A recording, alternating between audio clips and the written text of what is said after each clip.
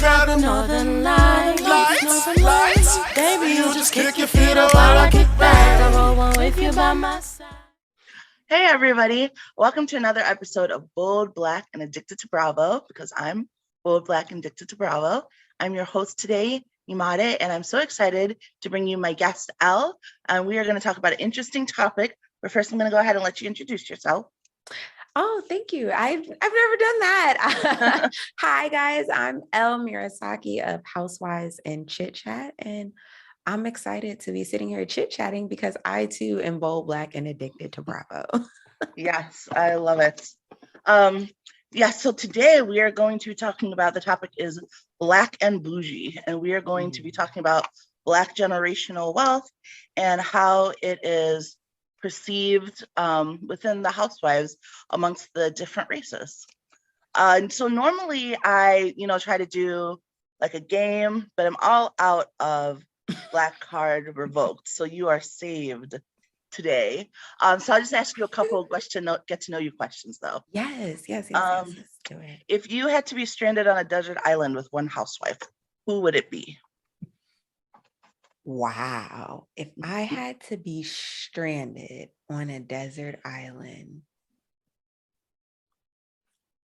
Portia. Why Portia? Portia Luther King? Because Portia always seems like she's never been afraid to get her hands dirty. She never gives we don't have any napkins here. There's not, sit down, don't do that. Like if I'm stranded on an island, baby, I need somebody who's going to help chop these coconuts. Right. No, that's good. And Portia seems like she would do that the most out of all of the other ones. Yeah. I think that she would be fun too. Like, because that's my main thing is like, I don't want anyone complaining like it's too hot. I mean, she might complain a little, but for the most part, I feel like she would find the fun, and I would appreciate that. I would agree. We would have a Kiki.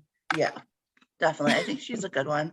I was trying to think if there's anyone else who I think would be, though, not a housewife, but you know what Bravo person that would be? It's between two. I like Contessa. I feel like she would be fun, yes, and also like very on top of her stuff. Yes. I think she would be good. And then I also think Lindsay from Summer House, because she used to be in like the junior whatever thing the kids did with the camping and the whatever. I don't watch. So this is like Bravo card revoked. I don't watch Summer House. There are some shows that, some people stay away from. I'm not even intentionally staying away from it. Like, I just can't fit it into my sphere. Like, I am just really all tapped out. If I take on a new show now to recap and or to just watch for fun, like, it's got to be like top tier. Like, you got to sell me 30 seconds. Why should I be watching it? Because I'm tapped. Did you watch Candy and the Gang when it came out? Yeah, I watched Candy and perpetually rooting for everybody Black. That was good. We got to give her our numbers. Hey. Hi, can you guys hear me? We can. Thank you so much for joining. I'm sorry, I'm making so much noise. I apologize. Hello, I'm getting myself together. I just got in the house. Okay. I would like to look presentable. I mean, just a little bit. Something, I'm getting not a problem. We're just doing a couple get to know you questions. Okay. I was trying to think. I had the other one out and then it disappeared. It went away from me. Let's see. There was, if you were stranded. Do you have a favorite housewife out of all the housewives? I have so many, like. Actually, let me change that question. Who do you relate to the most? Because that's not always the same question. No, that is not the same question. Okay.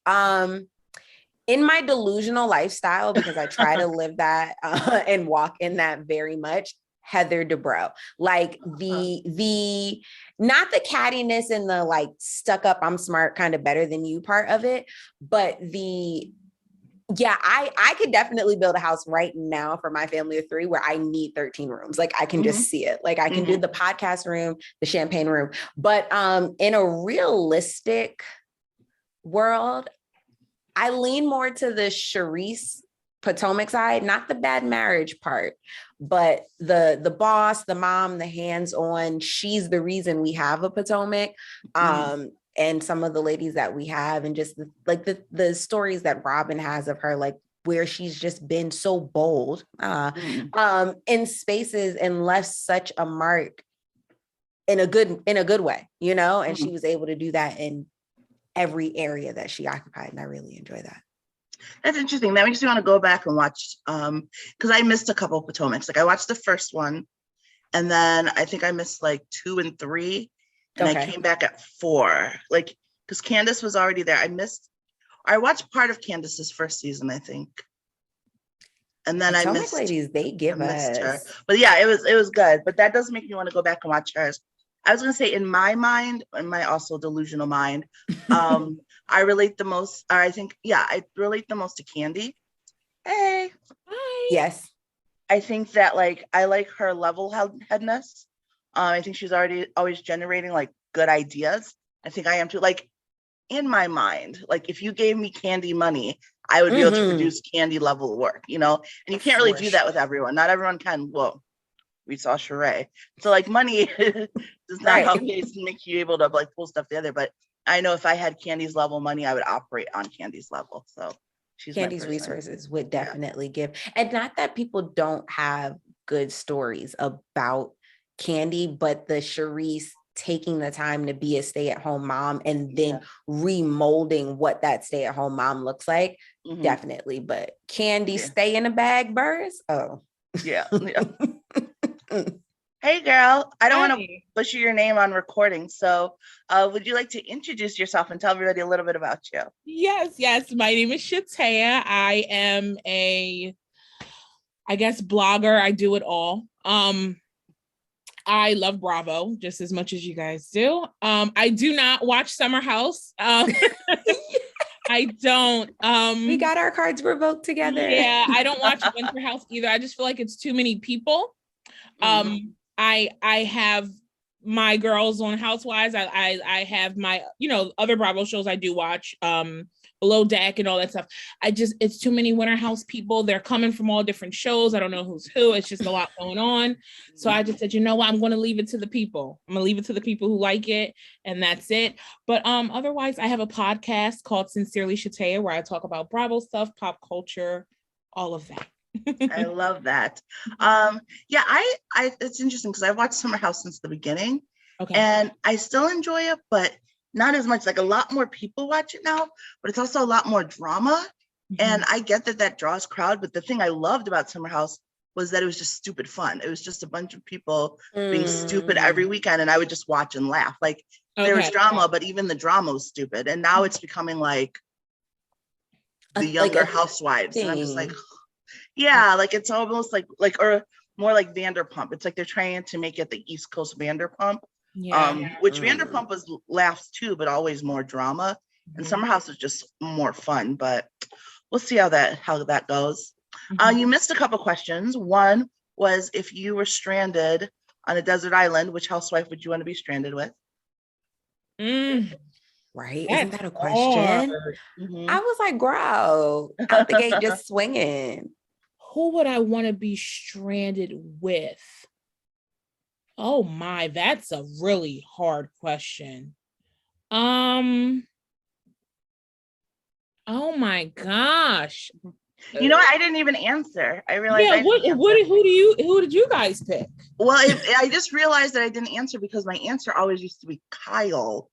But after this season, I don't know that's still, I'll stay loyal for now. I'll stay loyal and say that it's still, only because like, I think a lot of the same reasons you picked Portia. Like, I feel like she wouldn't mind like getting dirty and getting stuff together, but I also feel like she would be a ton of fun. Because she's a good time. So Portia's a good one. I didn't even think about Portia. I need that hands-on. That's above personality for me, because we can sit on different sides of the island, but when it comes time to make this boat, if we gonna be in it, then we gonna be making it. Yeah.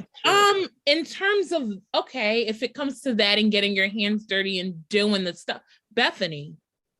Yeah, Bethany's a good pick. Yeah. She can call some of her Be Strong people that'll get us off the island. I was about to say she'll end up making a product for the ants, sell it to them, and then that's gonna lure the people in, and that's how y'all gonna get out. That's. And then the next one is, who do you relate to the most? Which housewife do you relate to? And it's interesting that she mentioned Bethany, because before Bethany, like a long time ago, Bethany would have been my answer way back in the day. She's just like housewife goals. Like she is she's the my favorite blueprint. Housewife. She's my how favorite. to do it. Mhm. She's had the talk shows in prime time. Like I almost wish she had never come back, because it ruined her a little bit for me. Like, because she was very much on a pedestal for me, and now I'm just like, oh, Bethany. But I try to remember. It gives a little I try to remember how I used to feel about her. I wish she hadn't come back though. Really, I love that because she came back. It was like she was too above it all, and then even when she was in the trenches, it seemed very like put on. Like she lost a lot of like the authentic Bethany that I enjoyed. Yeah, it gave Vicky after Brooks. Oh, okay. Yeah. Okay. Like, who wants a high and mighty? I Yeah. understand that. You know what? I like the high and mighty, and the reason I like that aspect of it is because I kind of, not that she kept the girls in line, but she said everything that I wanted to say to the girls. Like Ramona and Sonia running around the house for rums. What's wrong with you? Yeah. Like the whole thing with Dorinda, and like, you know, Dorinda, you gotta calm down. Like she's been telling Dorinda to calm down for years. Yeah. And she still hasn't listened, but still trying to get Sonia to reel it in Atlantic City. Like all that. I love that. That's true. I think part of it is because she battled with Heather. Like I'm very, and I try not to be, but I'm very like a loyalist viewer. Like if I have my person and then you come in and you beef with my person, now we're beefing. Yeah, no, now we have beef. Now we have beef. And like I loved Heather. Like for me, Heather was the perfect, not new Bethany, but filled that slot. So when they came in, and instead of like teaming up, they were against each other, it made it very difficult for me.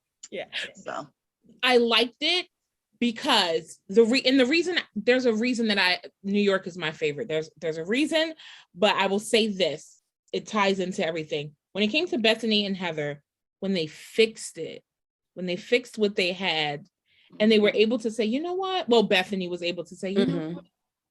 Wow, I just didn't give you a chance. This is just who you are. And I was being crazy. And you know what? We can make it work. We could try. I like that. That was like one of my favorite things, because they were headbutting for a while, and it was very difficult for everyone else to move it along. So I like when they give us a real full circle moment. Like I can't stand the beasts that just go on for season after season after season. It's like, girl.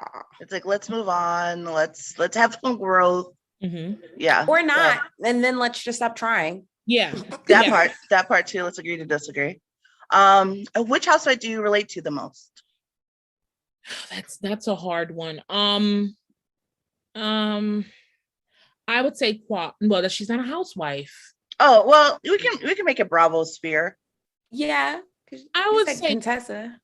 Oh, okay. I would say Quad. Okay. I would say Quad. Yeah.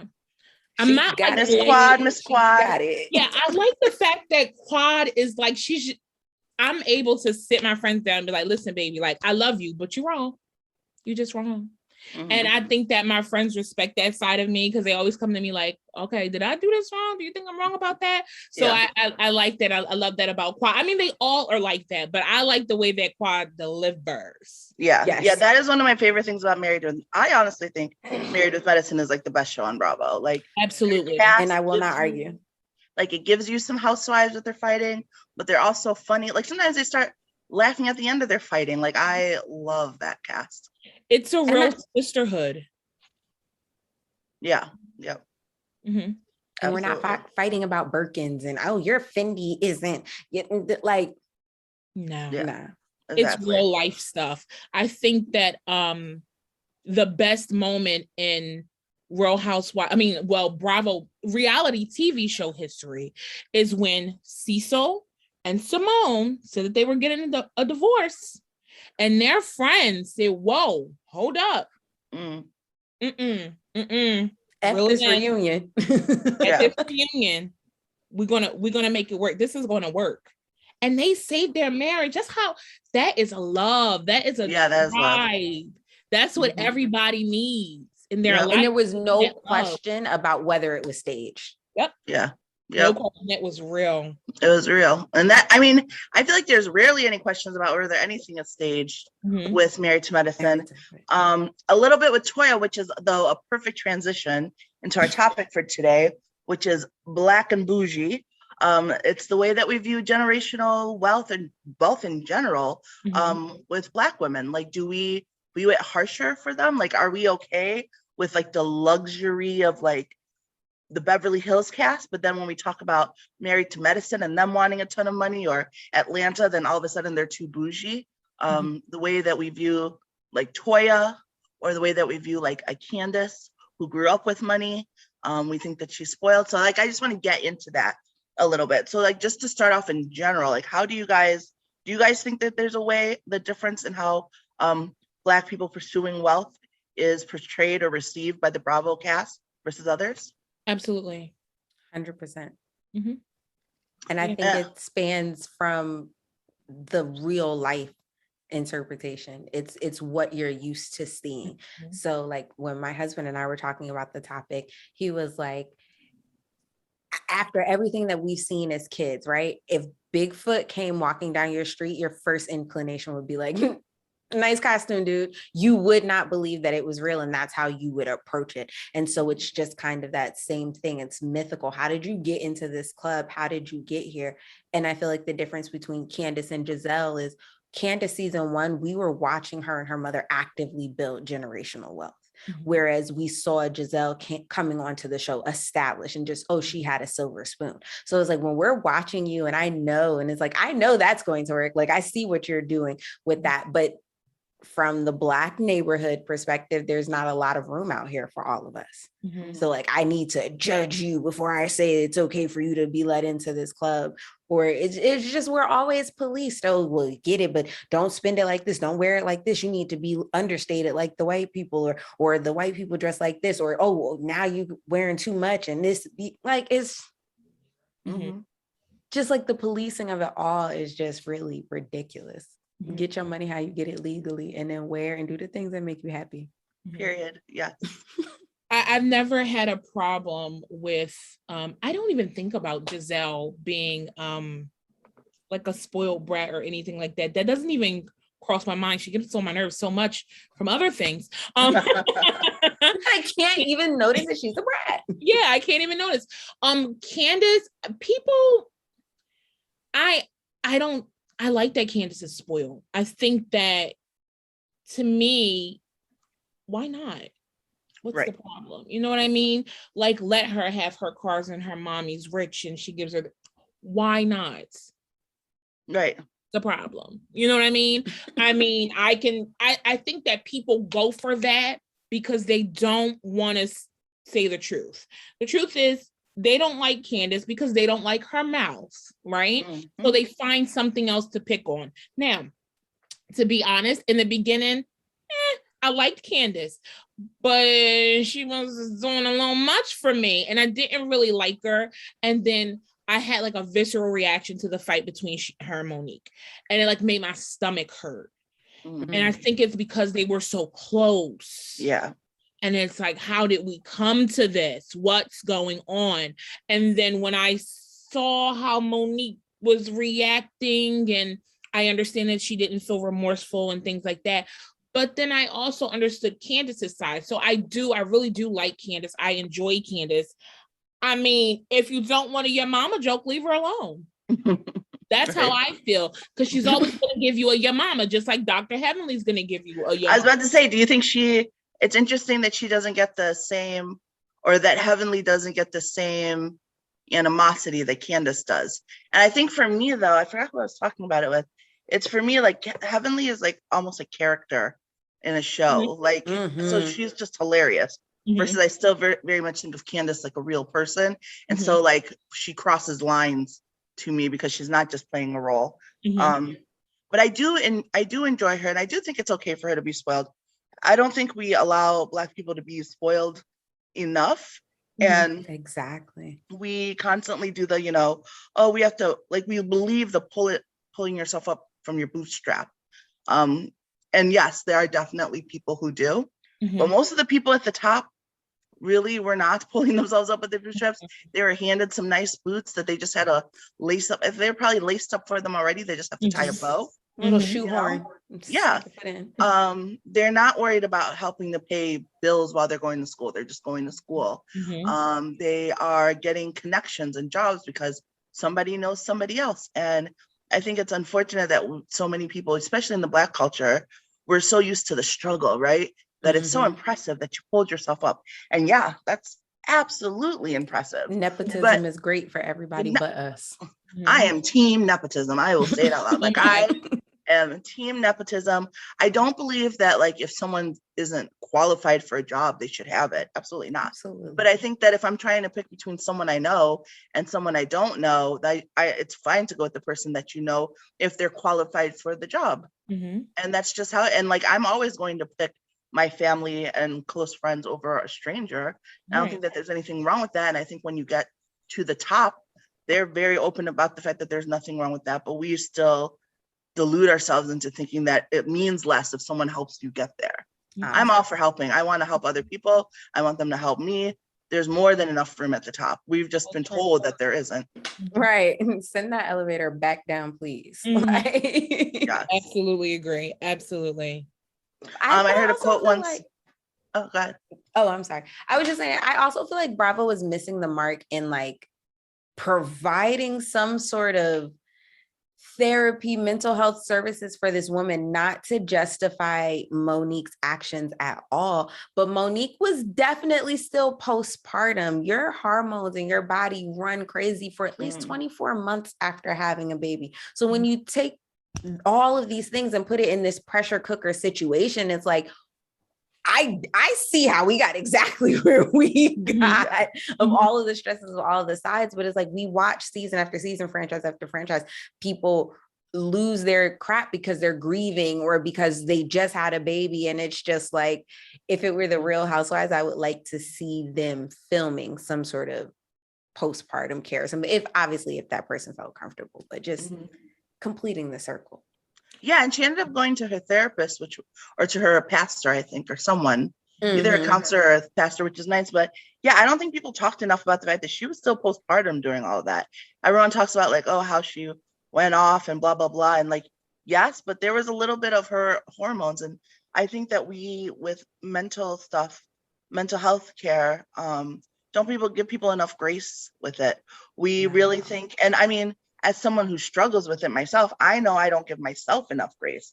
I know that I'm constantly like, you should be better than this. You should be stronger than this. You should be able to get past this. So I know that people don't extend the same to other people. And I'm really quick to like give people several yards after they've just had a baby, because they may look like they are just fine, but their hormones are still out of whack and they're not sleeping. And they're not sleeping. So I give them. I'm sorry to cut you off, but it's been how many seasons since Monique left? Two, maybe? One or two? The first time out of all of the discussions that I've had that somebody mentioned postpartum. The first time. I didn't even think of that. Yeah, and nobody really talks about it. And then with grief also, I give people such a long yardstick with grief because it affects everybody differently. I've had a very difficult year dealing with grief, and it's been the grief of like friends and family, but like not super close family. Like I don't know, and low-key fear what I'll be like when immediate family passes away, because I'm so close to my immediate family. Like my younger siblings are like my mini children, and my mom is like my world, and I can't even imagine being on this earth without them. So like, I don't know how my grief will I be me? Will I be sad? Will I be like a raging bitch? Like, we don't know, but because that happens sometimes. Like I live with depression, and I can always tell when I'm getting into one of my episodes, I start getting irritated. Like people always think of like depression as like sadness, but like mine starts to present itself as irritation, because I'm normally like happy and I normally like let things roll off. But like when everything starts bugging me, I'm like, okay, all right. Like, let's do some self-care before we go off the deep end. So that's interesting. I've never heard it put like that. Which part? that it just how it affects and it's not just depression, it's not just sadness. Like I've never encountered anybody else that has dealt with any other symptoms, if you will, or depression always looked the same for the people that I knew. Yeah. And I mean, sometimes people don't even necessarily realize it. Because like I know, and because I'm so in touch with it, I know that irritation is my starting point, and then I'll slowly taper off into looking like everyone else's. I've just now realized like where it's like when it's really starting. So sometimes I'm able to curtail it before it really sinks into the I'm so sad all the time and all of that. So that's it depends. big, though. Congratulations. Yeah, honestly, knowing your roots and your triggers is big. Thank you. Yeah. But yeah, so when we think about grief with like the housewives and things like, because I remember, do either of you watch Vanderpump Rules? Yeah, I don't. Lala lost her mind when her dad passed away, and people were giving her crap, and I'm like, yeah, but look at Lala before this happened. Of course, after it happened, she was going to be like the most toxic version of herself, and like now we're seeing it with Renna, and people say like, oh, your mom passing isn't an excuse, but like, I think it is a little bit, like just a little bit. Yeah, like, it is. Okay. Yeah, I agree. I agree with that. I think that with Renna, she knows it's a good thing that she knows that she's acting out, and it's like her mom's death is a trigger for her. Renna, it's her history though. Yeah, that's a little iffy. You know what I mean? That's the part that I say is not grief. If you were a jerk Monday, Tuesday, Wednesday, Thursday, Friday for the last 17 years, and then somebody passes away and you continue to be a jerk, that's not grief. Yeah. Like, maybe, but I feel like if you were like a jerk Monday through Wednesday, and then someone passes away and now you're like a raging asshole, like that's grief to me. That's grief to me. But I mean, and again, this is just based on the edited show that we see. I don't feel like what we see is grief. At the end of the day, she's a human being. I know she's grieving. And I know that that is translating in ways that we don't even know her, whether it be a tick, hair loss, whatever, it's translating in her life. So it's just like, but I just don't think the things that she points out to be grief. Like, I feel like she'll curse at somebody and then be like, oops, my grief. Like, that's not how that works. My problem with her is that she talks the talk, but she doesn't walk the walk. Renna has been very much in everybody's business, very much, well, you need to do this and we're going to help you through this. And but it's like, girl, you got to do that for yourself. You have to do it for yourself. I think, and I understand it's her mom. I get it. I don't get it, but I can almost get it. I can put it together. Yeah, I can put it together. She got to reel it in. Yeah, she's got to, because did they say that she left? Is she done? Is she fired? No, we've gotten no word. I'm not sure. But speaking of Beverly Hills, like I do think it's interesting that they have so much money there, which I love. I hate when people want housewives to be relatable. Like I'll turn on TLC if I want relatable. Like I watch people who have money that I don't have doing things I can't do. Absolutely. Like, yes, you know. Yes. I want that though in the cities that apply. Like in Atlanta, okay, cool. I don't want LVP, whatever. But if you're gonna tell me that you're in Beverly Hills or Silicon Valley or something like that, then yeah, no, I want that. Well, see, that points to my point though. Like, why don't you want that in Atlanta? Like, I would love to see LVP level money in Atlanta if it's there.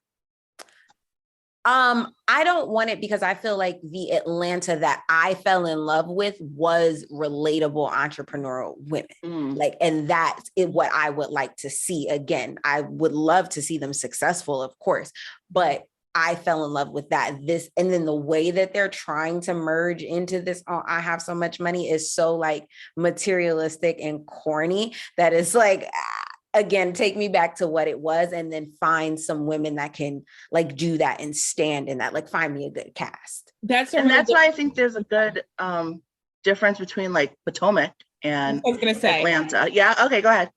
I actually like that Potomac was like, to me, it was like the Beverly Hills for Black people. Yep. You know, like we knew that, oh my gosh, this is a specific zip code and you have to be really wealthy to live here. It was very, very different than Atlanta. And I did appreciate that about the show. I mean, it's still that way.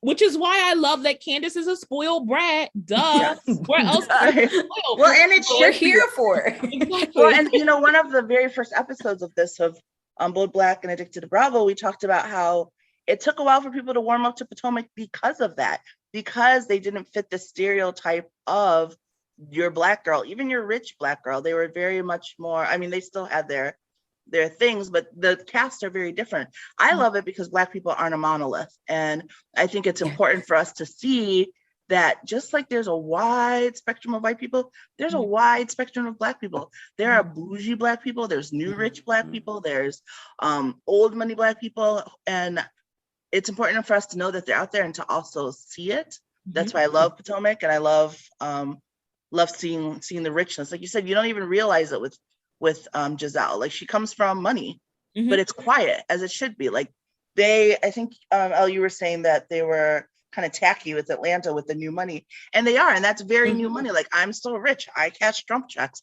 Beverly Hills, they're not going to have those conversations. The one girl pointed out she had $25,000 sunglasses, and everyone lost it. Like, 5,000. Yeah, like no one wants to talk about that stuff when you Exactly. truly have the money. Because like the girls that get it. Exactly. Right? Exactly. And do you know what's so funny to me? I remember Andy prefacing the Dubai show as, oh my God, there's so much money. And it's like, they do. Don't get me wrong. Of course, they are richer than the people of I can't believe this is our first time mentioning them on the Black and Bougie episode. Yes, Dubai. But how do you guys feel about the show? I want overall or in a certain, like, as it relates to a specific topic. Overall, I love it. Okay. I feel like those girls eat down.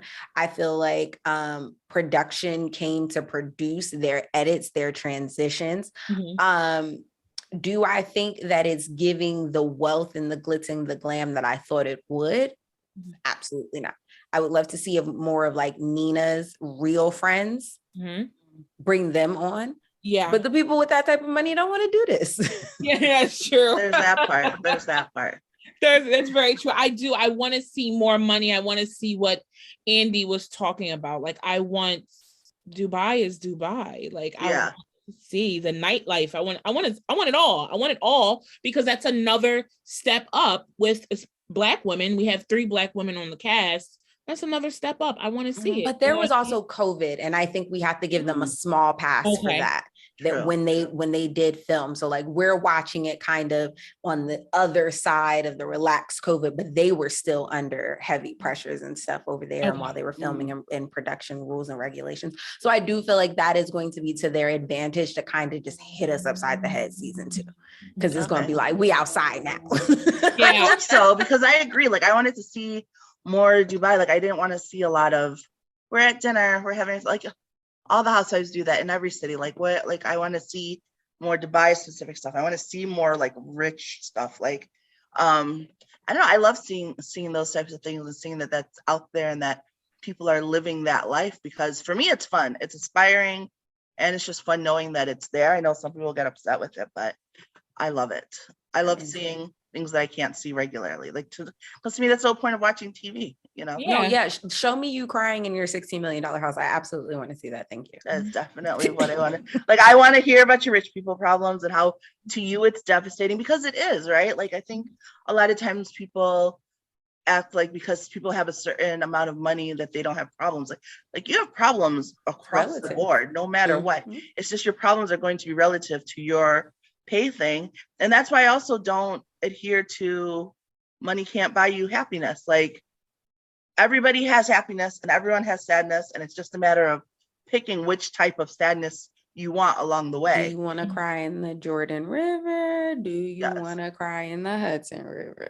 I heard a quote once. It was like, money doesn't buy you happiness, but I'd rather cry in a Mercedes than on a bicycle. And I was like, yes, exactly. You know, like, give me some of those problems.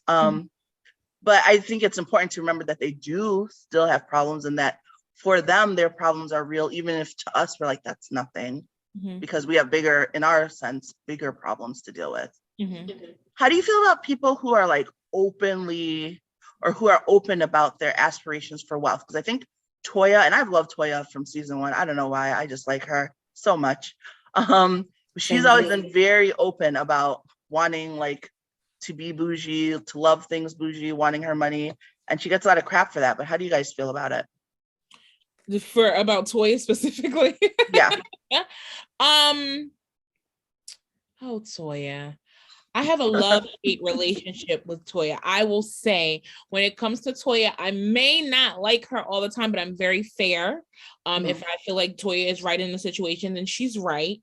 I don't mind that she had the 2-story closet. I think that Toya tries to make it her personality, and that's what annoys me about her.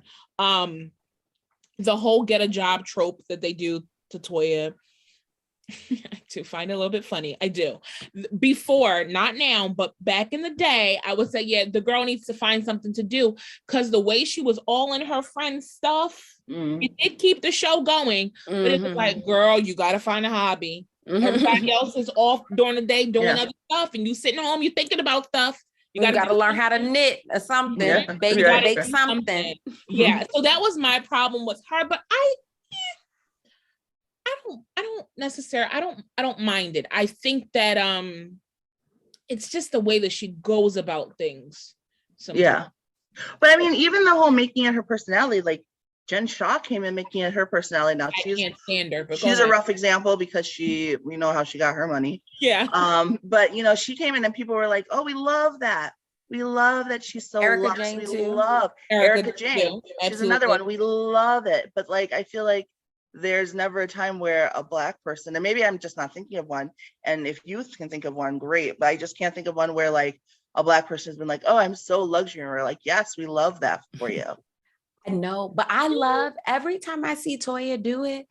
Does she have her moments where she's wrong in her friend groups? Absolutely. But I feel like Toya is actively healing like her inner child. This is a girl from Detroit. Like, baby girl has lived the life and seen some things in the area that she's told us she's from.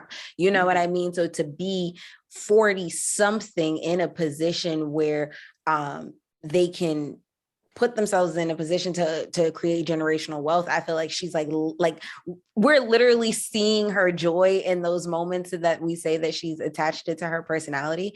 And I also hate the trope, because we never hear Toya is broke outside of Married to Medicine. When Married to Medicine is on, we don't see it in the blogs. Even when they rented, when they were going through the tax stuff, we never heard that any of their rent was late. Eugene busted his butt to pay off the $100,000 that they messed up, again, because we're new rich. Mommy and daddy didn't show us how to do this. We don't know. We didn't check the box. Okay, we messed up. Boom, he's going to work extra to do it. And we are going to celebrate the fact that we do that and throw a party. I love it. I love it. Like, those boys seem to be very well behaved and very well educated and happy and loved. And even though she seems hard on Eugene, we do see her every season sit down and be like, there's always a moment of like, how can I love you more? Like, what do you need from me? How can I help continue to push this forward? Yeah. Being a stay-at-home mom is a job.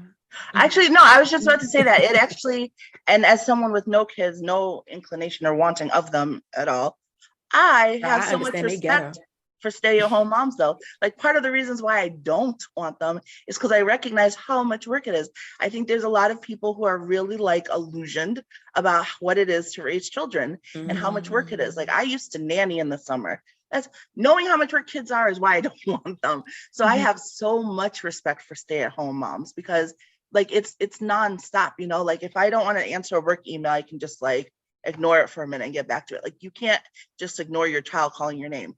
Or if I feel sick, like I'd be like, all right, I'm going to lie down. Like, your kids still need you.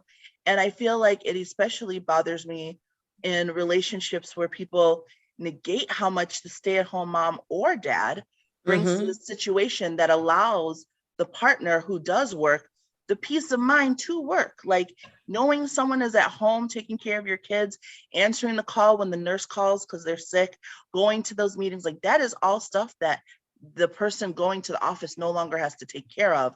And that is important to the whole success of their life. And I think if we didn't look down on stay-at-home moms so much, then we wouldn't have an issue with the concept of stay-at-home dads. Like, you can tell when someone looks down on it because they're like, oh, stay-at-home dad. Like, well, if you realize how much work it is, you would realize it doesn't matter which gender. If you realize it's how much work hard. it was, you'd be begging to go to work. Yeah, But exactly. I don't know.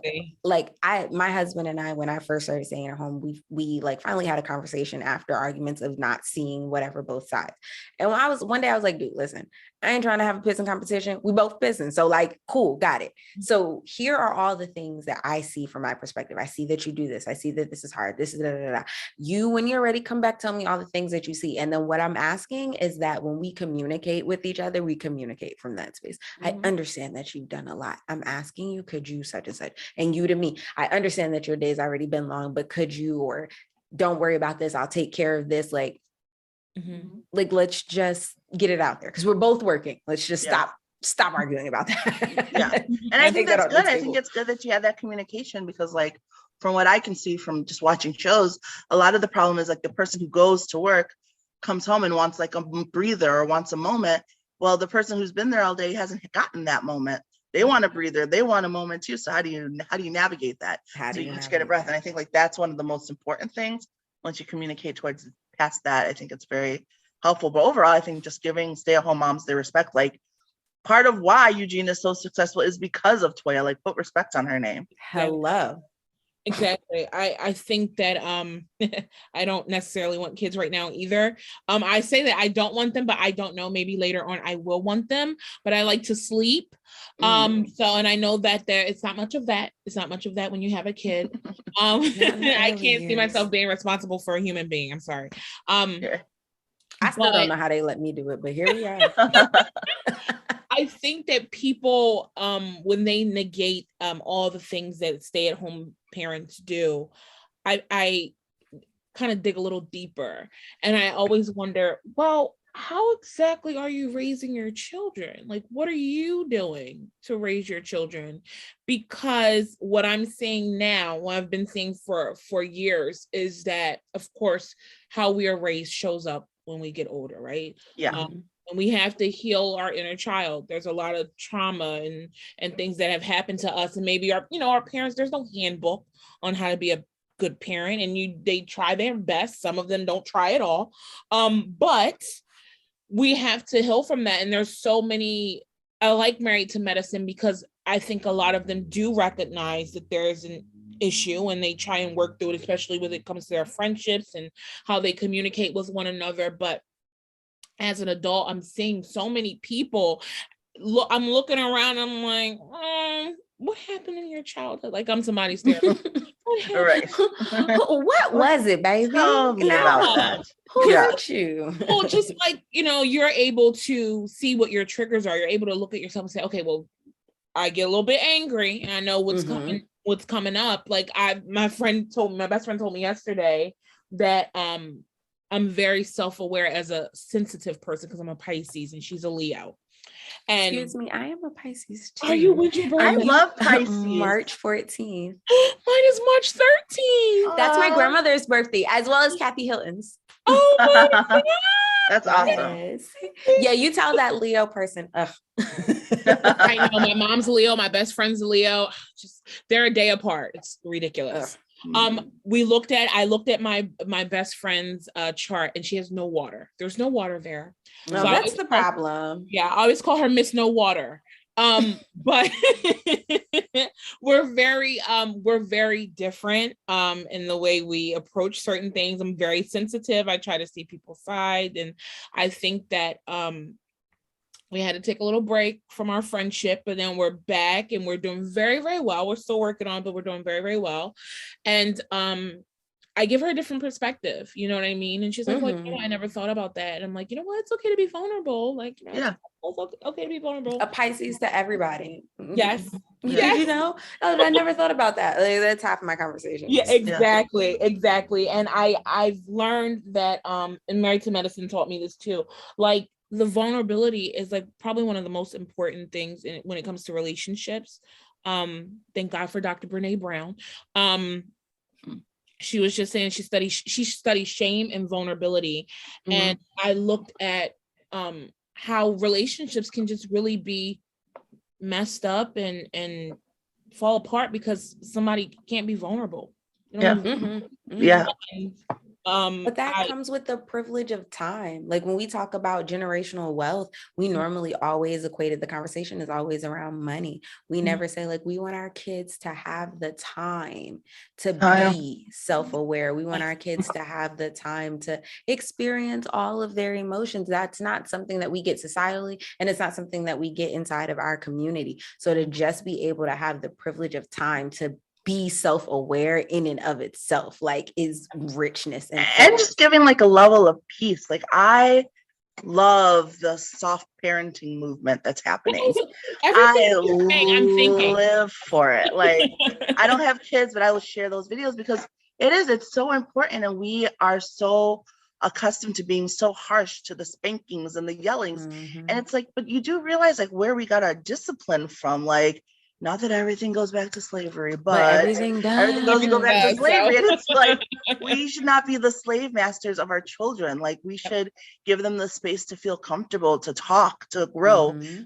There's so many other ways of parenting. And I mean, it's called soft parenting, but to me, it's just, it's good parenting. And I love that is taking on. I hope that it spreads more. And to what you're saying too, like you can tell how people sort of think by what they say, and you wonder like, oh, how do you raise your people?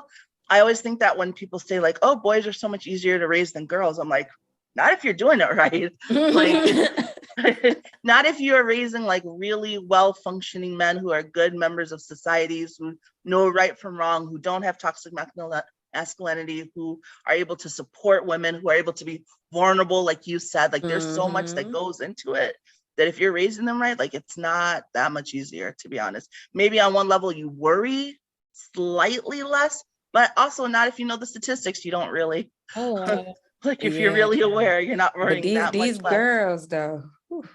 I know, very tough. I did ask my dad a few weeks ago, just because he has boys and girls, and I just wanted to see what he was going to say. I said, who do you think is easier to raise, boys or girls? And of course he said boys. And I said, why? And he said, well, they're just easier. And I got a smart mouth. So in my brain, I'm thinking, well, you didn't raise anybody, so I don't even know why I asked you. One. Drag him. But it's like when people say that, oh, I don't want to have a boy because it's easy. And I'm like, girl. But I mean, like a lot of it too, like their reason will be like, oh, like, boys, girls are so emotional. It's like, well, boys are emotional too. We're just not letting them have the space to be emotional. And then like on the flip side of that, girls are sexual the way boys are, but we think like, oh, boys, just send them out to sow their wild oats. And then we put labels like being fast and stuff on girls when they are just having the same emotions as well. So like if we would treat both of them like human beings and like nurture and talk to both sides of that for them, then A, one isn't necessarily easier to raise than the other, but B, you're raising someone then who is helpful out in the world. Like I wish these people weren't raising their sons to be like, oh, boys are easier because they don't talk about emotions and they're sowing the wild oats. Are you saying we have to deal with it. We have to deal with it when we date them. Like, yeah, and you want your sons to get married and find a wife. Who is going to deal with that? I don't know. All I know is that I don't want my child to feel like she wants to run away at 18 when the door is locked. I want her to feel like this is just as much her space and that she has a say over, and she gets to, not fully, but run her room the way that she sees fit and do things and put things away and clean it and organize it the way you need it. Like, this isn't my space, so you do that,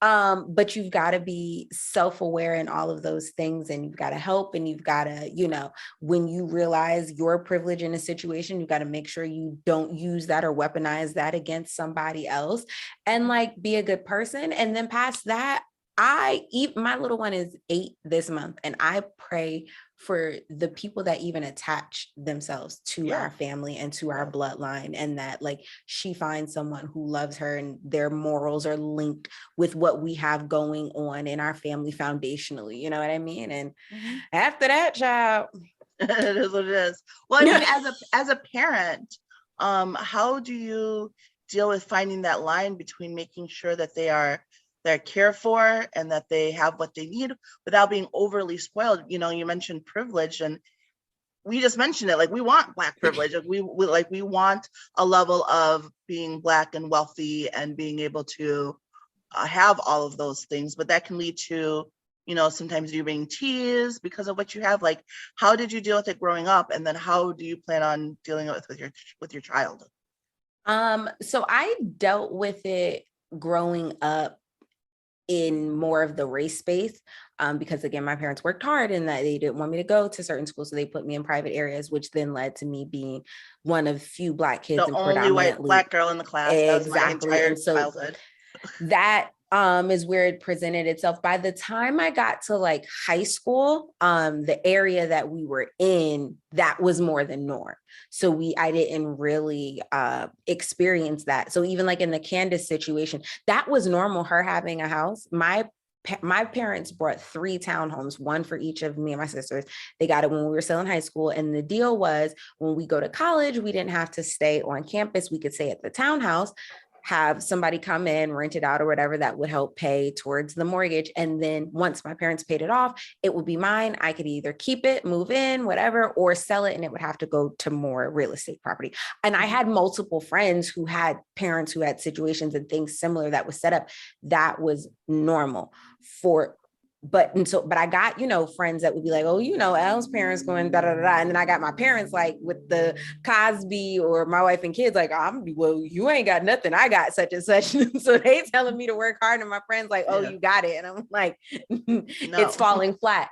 But with my daughter, it's more of the Candy approach. I do what I can do for my kid. If that looks extravagant to somebody else, then that's on somebody else. I don't stretch myself outside of my means. Like, you know, I have my rules and financial guidelines, and I love on her in material spaces in that way and to the best of my ability. Now, the flip of that is for her birthday and for Christmas, she has to clean out her room, all of her toys, and those things get donated. So you can't have new toys coming in if you don't have them going out, because everybody doesn't have what you have. So we're going to love on and share that before new toys come in. So her room right now is a mess because I was like, dude, I swear, like there's nothing new coming into this house. Not at all. And that's how I approach the clean room. It's more of a respect for what you have. And not, oh, clean my room, this is my house, you don't own nothing, I brought this for you. No, if you really wanted it, you really begged for it, you asked me for it, it took some time. Okay, respect it. Why is it balled up in the corner? Mm-hmm. And can I say that I think that idea that you put in your daughter's mind is going to follow her when she becomes an adult. Okay, I remember my mom saying, if you respect your space, keep it clean. I respect my space, I'm going to keep it clean. Mm-hmm. She doesn't have that, oh, this is my house, don't keep it clean, because then you don't want to clean nothing. Yeah, because then it's like, don't worry about it, Beverly. Yeah. But when you make it like an individual thing and you give her another idea of what that means, she wants to do it. You know what I mean? Mm-hmm. I think that's amazing. That's great. And when I clean, she cleans. So if I ask her to clean her room, I will go in my room and clean my room. I'm not asking you to do anything that I'm not doing. Every rule, everything that is set in place is so that you can protect you when I'm not there eventually. And I think those lessons that you learn young help you grow. I mean, I feel like I was very blessed. I wasn't overly spoiled. My mom worked multiple jobs to keep us like in the neighborhood that we were in. And she kind of did the same thing to, you know, schooling and stuff. And it's unfortunate that most of the time that means white neighborhoods, not affluent Black neighborhoods. I'd like to see there grow to be more affluent Black neighborhoods where at least that's an option. But you know, even the lessons of like, she used to pay us for our grades. It was like 10s for A's, 5s for B's, nothing for C's or below. I got paid for my grades, like, I just never got the paycheck. don't worry about it. But like, it put money to it, but it also made me like strive to work to know that like when I go above and beyond, because she's like, nothing for C's because that's average and you don't get extra for that. But if you work harder, you get more. And so it helped to make me strive for those. And then even like with things that, because she couldn't always, now that I'm older, I realized part of it was the financial aspect of why she did it. But when I was younger, I just got the lesson in it, which was that like, if we needed something, she would get it for us. If we wanted something, we had to come up with half of it. Once we had half of it, she would take the other half and we could get it. Now I'm sure it was financial, but it was still a good lesson for us as far as like learning to work for stuff and to wait for things and to save up for things, not just So there's still a little bit of spoiled in getting what you wanted. But it wasn't all on me. Like, you know, for some people, like I can only get it if I save up all of this. So it's a good middle ground, which I definitely My appreciate. parents said, "Try go to work, go to work." And the deal was, we'll never make you pay for things we've been paying for it. So clothes, food, all of that stuff is on us. Yeah. You want your nails done? That's cool. You want to go to 3 movies this weekend? 2 of those are on you. But yeah, my dad is a blue collar baddie, and my yeah, my mom is an educator, so it was definitely not like white collar money. They busted for their what butt, we yeah. had. Which is good. I just don't Absolutely. think that has to be passed on. Like, I think sometimes in the Black community, we are more gate holding to other Black people than white people are, because it's like, oh, you're blue collar and we're white collar. And I mean, honestly, white people do it too, though, right? Like, we see it. Rich families don't want poor white families. So I guess we're doing it right if we're doing it that way. If we doing it like them, then that's it. I'm like, listen, does the check clear? Okay. Right. I was gonna say that, like, I didn't grow up in a affluent neighborhood. I grew up in the hood, but like, I was thinking about how my friends thought it was crazy that I'd never seen an EBT card. I didn't know what food stamps looked like. And you know, they're like, "Well, you're from the hood." I'm like, "Well, I ain't never had my in it, but not of it." Yeah, like, I'm from the hood, but I don't live like, you know what I mean? Like, my mom, she didn't get a house until I was in high school. We lived with my grandparents since I was born, you know what I mean? So in the hood, I went to the hood schools, I did all of that, but everything was paid for. I was always very well taken care of. And in a way, I did get whatever I wanted, whatever I asked for. I mean, it was crazy. I will tell you, I'm very upset that I never got a Barbie car that I could drive in. You know, everybody else had one. I never had one. I'm like, I'm the only child, Mom. Why not one of those? But the only thing I can say, I mean, you got your condo, girl. I got a car. I mean, you know what I mean? That was the only thing that I got. My friends was like, "Hey, you got a car?" I'm like, "Yeah, but I still got to pay this car. No, I still got to pay this insurance." You know what I mean? Yeah. And I had to do on my own. Yeah. But I mean, I think it's good. It's interesting because we sometimes, I don't know, like, I feel like even as I was expressing it and I was like, oh, I feel like Black people gatekeep this from other people, then I really had to stop and be like, no, it's the same on the white side of things too. And I think that as much as we say we're not a monolith, there's still a part of us that expects us to be like above it all, like, you know, and not even to get into the Monique and Candace thing again, but like, even with their fighting, it's like, oh, Black people, look at how she's representing. Like, no, she's representing herself. Like, I don't feel represented by her having a fight. Like, why is it everything that one Black person does, they represent all Black people? Like, no one puts that burden on the shoulders of white people, so let's not put it on the shoulders of Black people. Them Karens not representing all of y'all, are they? Can I say something to you guys? I want to know if you remember this. After the fight, Dr. Wendy said something that I will never forget, and it made me not like her. I like her now, but I was like, I want that lady off the show. I don't want her on the show no more. But when they love to kick somebody off in my brain. When they went over Karen's house to have the discussion, right? Dr. Wendy said something like, "We'll never get a seat at the table acting like this." It was very respectability. Yes. A lot of people don't remember that. Yes. Yep. She definitely did. Shameless plug. The first episode of Bold, Black, and Addicted to Bravo is all about respectability politics, and we go into depth about that fight. So check it out if you're watching or listening to this and you haven't yet. But we have a really good conversation about that, because yes, the respectability politics is huge, and we do it to each other. And like, now I'm like a personal crusader against it. Like, anytime I see people mentioning or talking about it, I'm like, no, they are an independent person. They do not represent us, and we need to stop putting that on their shoulders that they do. And I don't represent nobody. Like, Me, ourselves, and I. Well, I have loved this conversation. I can't thank you ladies enough for joining me. Before we go though, the topic was Black and Bougie. Who do you think is the most Black and bougie in the Bravo sphere? So it can be housewives, it can be married to medicine. Who gives you Black and bougiest? That means amongst them all. Amongst them all. And it can be past or present. Ooh, I would say Chanel Ayan. Those Dubai ladies, I always forget about them. They are. I was going to say Dr. Jackie. Really? She's a quiet one. You know what? Go ahead. I'm sorry. No. When I think bougie, though, I think like I'm down, but not too much. You know what I'm saying? Like, yeah.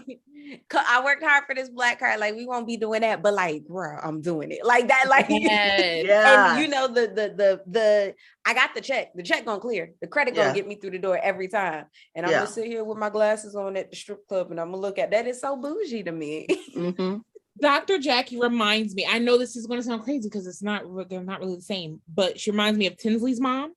And she kind of reminds me of Patricia Schultz. I don't know how you say her last name, from Southern Charm. Yes, which is perfect because those two are like the epitome of bougie. Right. And it's like, but she's a doctor, you know what I mean? So she has a job. But yeah, I feel like she's the black version, and they look up to her, like they look up to these women as well. You know what I mean? You never expect her to hop out of a Porsche, but she does. Like, you know, just I'll give it to you. I will say, as much as we talk about, and I know I just said I'm a crusader against respectability politics, there is a level, though, of if you want the level of respect Dr. Jackie has, that you do have to play into it. Now, I'm all for doing your own thing. You can play into it or not. I will have your back either way. But you do have to know, like, the rules of the game. And to get the level of respect Dr. Jackie has, you do have to stay within certain parameters. I think Simone does a good job of, like, wiggling around inside of those parameters. I just don't think she's just like fashion and decor. Everybody don't got it. No, you know? They don't. And that's okay. And that is okay. Again, thank you so much for joining me. Where I was gonna say, the money you can't dress. It's amazing. It's true. It's true. It's just it doesn't come. The money doesn't give you style or tits or any of that. But it should hopefully help you hire people who have that. There we go. Though I also am on a path of like, if it makes you happy, like, who cares if why does my opinion matter? Like, if I think it looks like crap, but you think it's wonderful, then you think it's wonderful. Are you happy with it? Do you like it? Does it bring you joy? Keep going. I would let Gizelle just walk around in her cloths and, you know, and be merry. But while I'm on this other side of this TV screen, I'm going to be talking trash. Oh, yeah. I'm going to talk trash to you, but ultimately, I want you to be happy. Yeah, absolutely. Absolutely. Sure. I want her to live. Sure. She's raised some beautiful daughters. They are amazing girls, and she's a great mom. She is. Awesome mom. And so where can everybody find you both? Again, I'll include your links below, but just tell everybody again where they can find you. I am Housewives and Chit Chat on TikTok, Instagram, YouTube, and then I am Housewives and CC on Twitter, just because it was too long. Perfect. I have different names. So on Instagram, I am sincerely _Shataiya. And then on Twitter, I am regular black _. Perfect. And I'm that African butterfly on everything. Well, actually, on Twitter, I'm that A butterfly, because again, character limitations. But thank you all so much for joining. I hope you enjoyed this episode. And thank you both for being a guest. I enjoyed our chats. Hopefully you'll be back for one of our big end of season party episodes, because I enjoy those, the cookouts and fiestas. Let us know. I think the next one will be Dubai, because Dubai is doing their reunion now. So their end of season will be the next big gathering. But thank you all again. And thanks for those of you who tuned in. Thank you. Baby, you just kick your feet up while I kick back. I roll one with you by my side.